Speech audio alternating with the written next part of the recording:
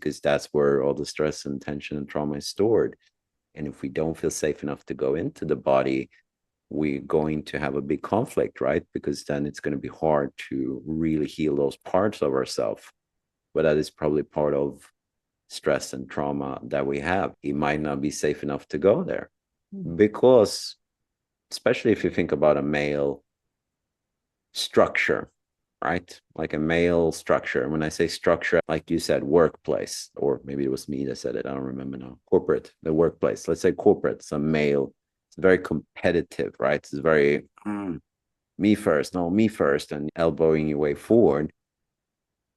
In an environment like that, it's not going to be safe to talk and open about emotions and connect and hey, I need to rest a little bit, because that's a sign of weakness. You take one step aside, next one pushes through and try to take your spot. That doesn't really allow us to be in our body. It doesn't allow us to have downtime. And like you talked about from a feminine perspective, a work week, right? 8 hours, 10 hours, whatever people work like in 5 days, 6 days a week. That's not really designed for a feminine body. That's more from a masculine body, because it doesn't have cycles like that. It can continue in a different way than a feminine body many times can, because of cycles. It requires different needs. So what happens then? It becomes an inner conflict. Why can't I do that? Why am I not good enough? Why can I continue to push through? Or we might think something is wrong with you, or that, I don't know, some people say weaker gender, and there's nothing that's true with that. There's no weaker or stronger genders.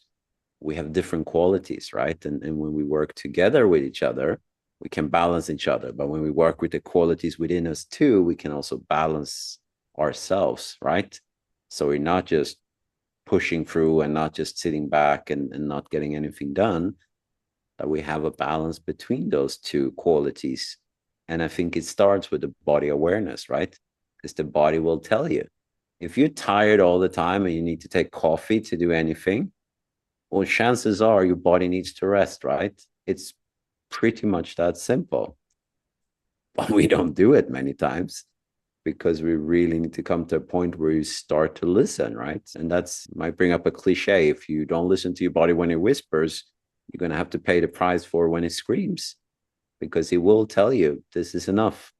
I can't do this. I can't continue. And that's how a lot of burnout happens, because the body is not a machine.